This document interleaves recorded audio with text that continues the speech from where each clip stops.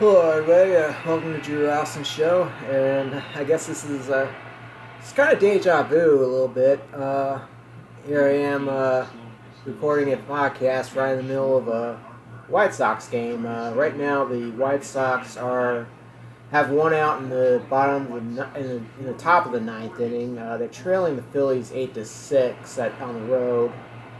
Uh, yeah, I guess Duran's out there trying to close for the Phillies. So that's that nice little nice little light show while he was making his entrance. Yeah, with the spider and everything. Yeah, it was something else.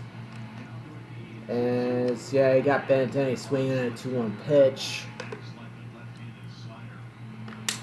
Yeah, yeah.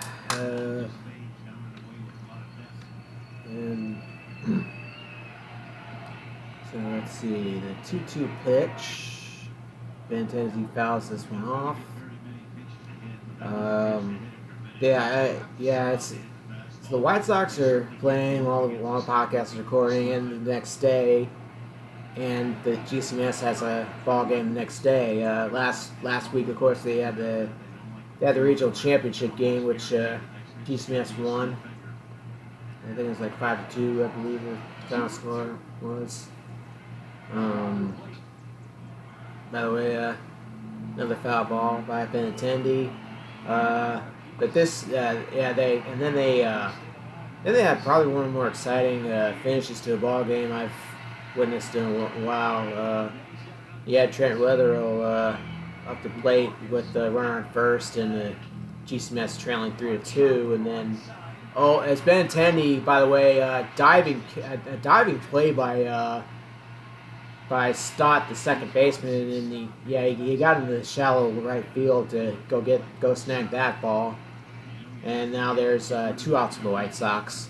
But anyway, they're trailing 3-2, and he had been 0 for 3 for his first 3 at bats, but then he smacked the home run past the center field fence, and I think if I recall correctly, I think there was like one of the Clifton Central's outfielders. He kind of hit his head on the fence, but Wetherill hit the home run. Then with the runners on second and base in the bottom of the 7th, Zed Greer actually caught a line drive that resulted in a double play at the end of the game.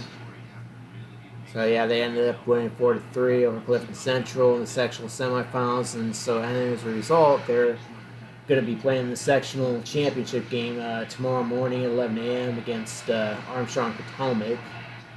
That game is at Dwight Township High School. I'll admit I'm a little shocked that the Falcons went this far. I mean, and Vargas, and it's Vargas swinging a 2-1 pitch this time, by the way.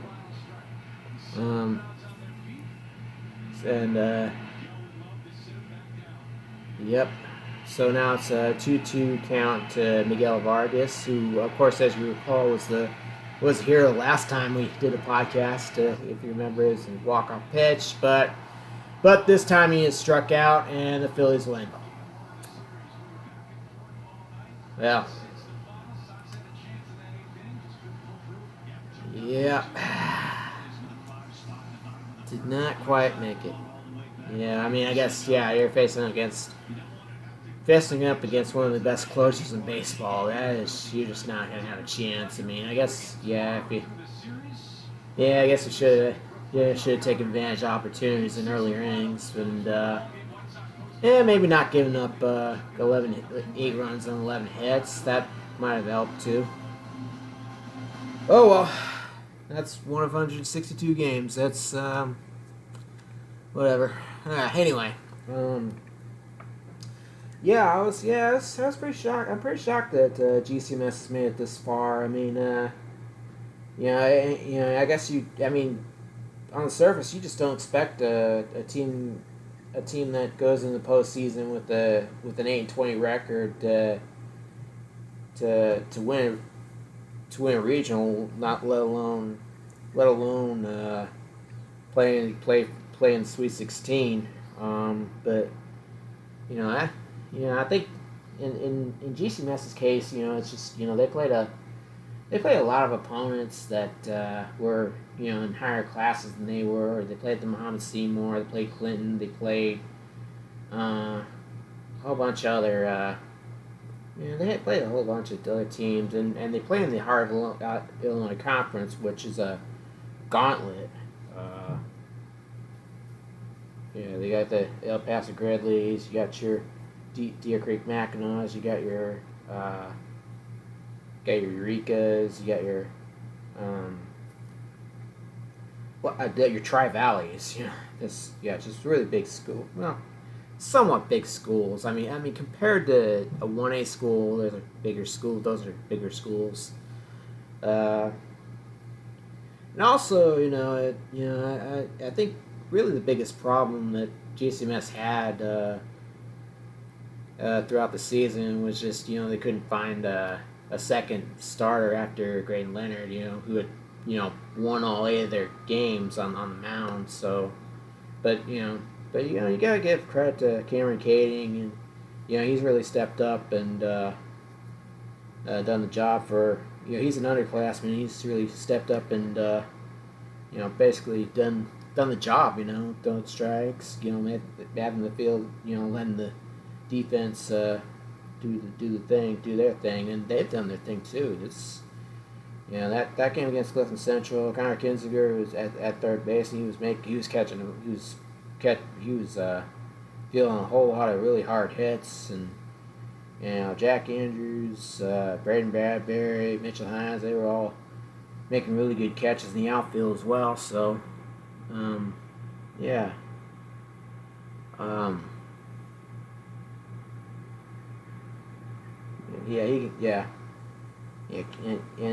as mentioned, Zeb Greer, he's been doing a really good job in relief for Hayden as well. So that's been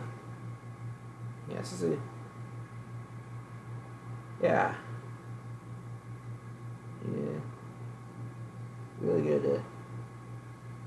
Got hot at the right time. That's for sure.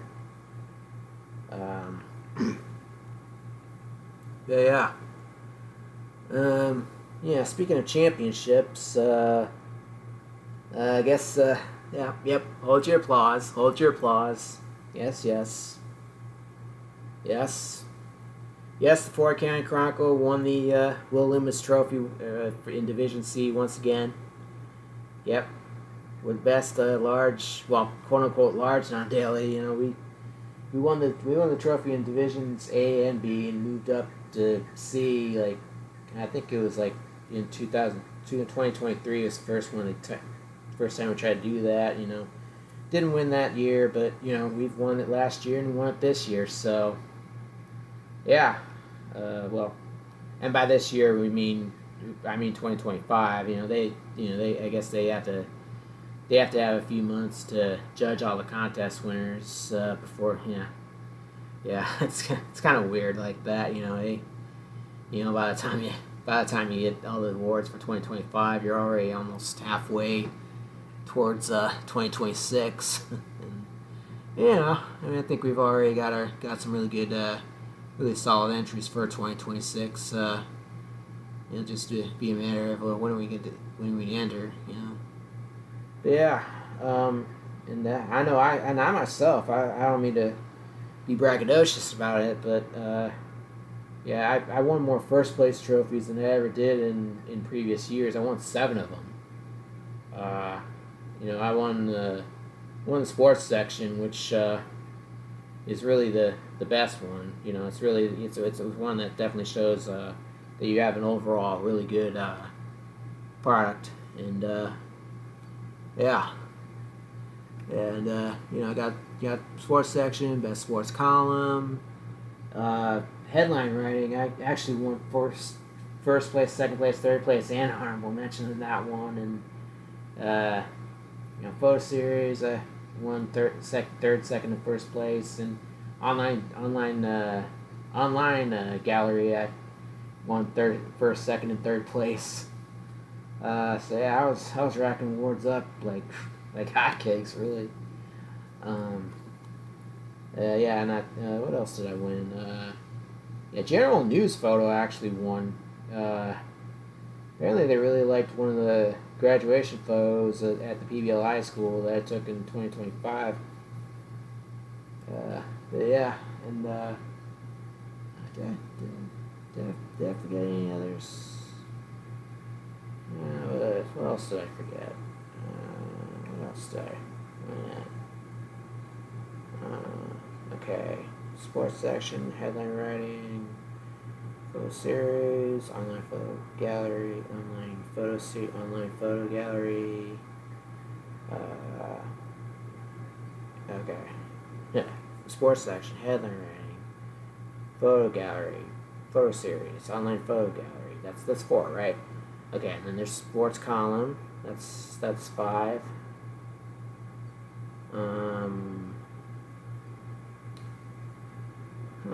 And then general news photo. That's 6. Informational graphic. Yeah, I was really shocked I won that one. I mean, all I really did there was have like a little. That was just a aligned sidebar, really. It's that what happened, what it means, and what's next, and then I did like a by the numbers analysis of the Central Park's volleyball state title.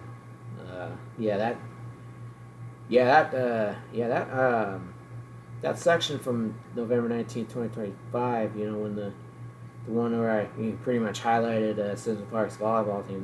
That's one of the sections that won me the best sports section, and I also got the best informational graphic. Also, and I think it was also the photo. It was also the photo series and online photo gallery. I won based on the photos I took from that. So yeah, that was a really good week for me on that one.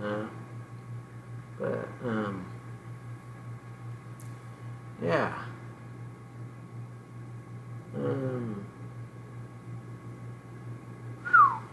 Yeah. So yeah. I think Will blabbed on Facebook about how I apparently broke the trophy. For one thing, he admitted himself that the trophy was very the top of the trophy was already very wobbly before I even had touched it. But I didn't do anything to it. I made sure not to bump it in any walls. I made sure not to hold it from the top. I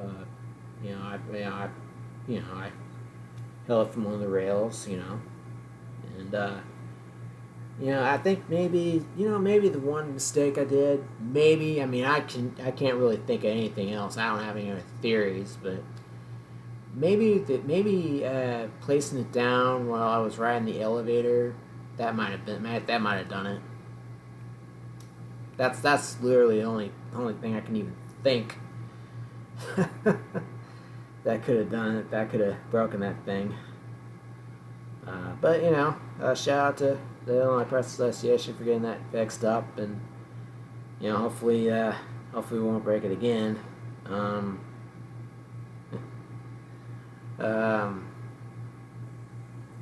Yeah.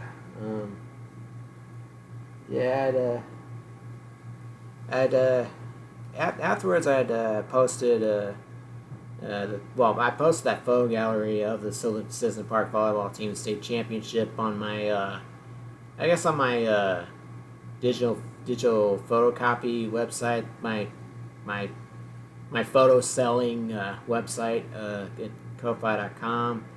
I didn't invent the website. I'm just a creator on the website, but I got like over I put like over 30, maybe 40 photos on there, maybe even 50 photos on there. I guess I didn't keep count, but it was way more than 25, and I'm selling that photo gallery. They basically anybody who downloads it, anybody who buys the post. They can download all the photos on there from the site. They're high resolution and everything, and they can. I'm a little biased, but it's a really, really sweet deal. I mean, it's like less than $1 per photo, and heck, maybe even 50 cents per photo, or close to 50 cents a photo. It's not gonna get a deal like that anywhere else. So hurry on over to Ko-Fi.com. I'm not much of a salesman. But I mean, you probably have noticed I've done a lot of those. I've shared a lot of those posts on both the Facebook, the Fort County Chronicles Facebook, and on my own Facebook, and on Twitter. I really think it's a good deal. I got some of those photo galleries like that for $25, and I got like photos of players for $10. You should really check it out. I mean, I've been pretty much saying, gas ain't cheap. I think I was, when I was at Dwight, one of the first things I did after that GCMS game was to drive to the gas station that was in Dwight, the one where they sold gas for like $4.39 a gallon, and even though I didn't even have my truck was my Toyota, my car, it wasn't even, it was more than half full, and yet I still decided to fill up there because $4.39 a gallon, that's more than half a dollar per gallon cheaper than it is in Paxton. I don't know what we're doing wrong in Paxton, but then again, $4.39 is still still a lot. The half a tank cost me over $30. So gas is not cheap. I think if one were to purchase those photos on the site, I think that would help a lot. It would help a lot. But I'm actually trying to. Yeah, I'm trying to expand. I actually opened up another Facebook page called Andrew Rosten Photography. So if anybody wants to message me on that Facebook site about any chance for me to maybe moonlight on days or nights when I'm not covering something, there could be a free day or night where I could take photos of a wedding, or a special birthday party. Maybe someone's got a quinceanera, a sweet 16, a bar mitzvah, something like that.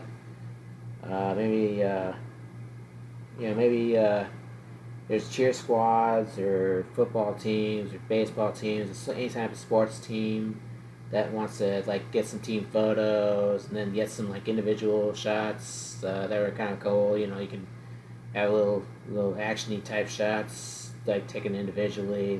You could just if you're a football player, if you're a receiver, we could toss a football to you and I could take your picture while you're in the middle of your catch or something like that.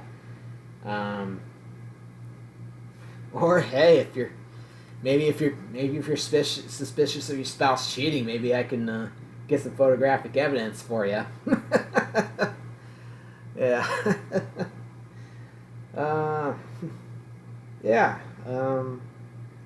Give me a holler.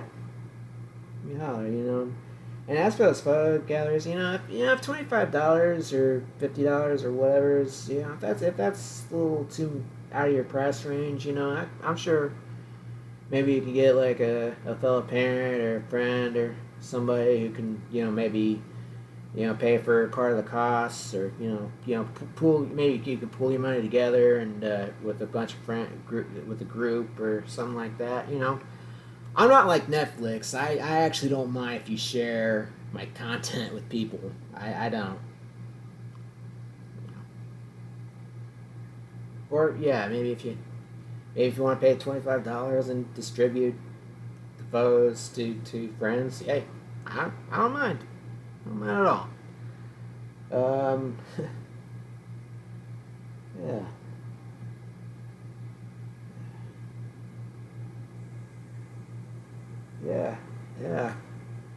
Yeah, yeah, but this is I guess quite the dynasty I'm pulling.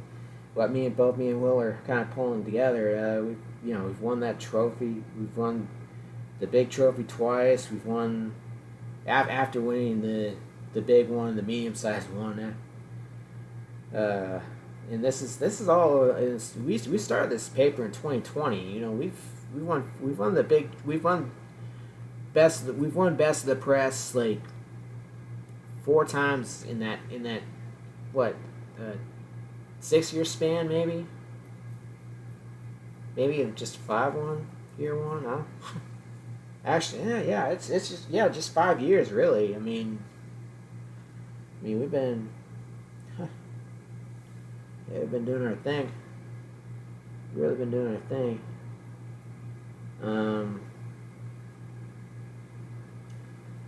Yeah, yeah, and I think I mentioned this in my column. That's a lot of times when you're a part of a dynasty, you're gonna have your financial opportunities waiting for you. You look at the Bulls. Bill Wellington. He's like a reserve center, and he's the color commentator for the Bulls radio broadcasts. Steve Kerr. Does he land the job at Golden State? If there's a butterfly effect in which Steve Kerr's not a member of the Chicago Bulls, is he in that timeline? Is he in that timeline the coach of the Golden State Warriors right now? I'm gonna guess no. But and Ron Harper, I don't know if it's I don't know how many '90s kids we've got listening to this podcast, but remember that time Ron Harper guest starred on Keenan and Kel? Yeah, that was probably only because Michael Jordan, Scottie Pippen, Dennis Rodman, Tony Kukoc, they probably none of them were available, and so okay, let's get Ron Harper. But Ron Harper agreed. Then the people at Nickelodeon Studios was like, hey, we got somebody from the Chicago Bulls. So got somebody from that great team. yeah. Maybe I could do endorsement deals too. I could wear T-shirts with somebody's brand on them while I'm covering a game, or I could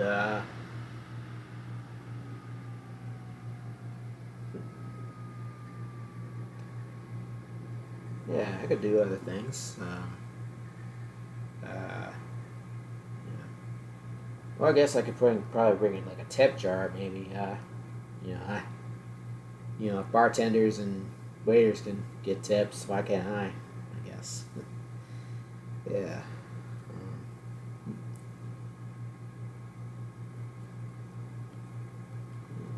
But I talk a lot about money, but in all seriousness, but I'm very thankful. I've got a very supportive readership. I had a lot of people you've sent their congratulations, and again, I'm very thankful for that. I'm very thankful. Will's very thankful for that. yeah, thank you guys, and you guys have been reading our stuff, and sometimes even helping us find out about stuff, and sometimes even sending photos and stuff, and that's been great. It's been great. Thank you all. Thank you all. Um, yeah.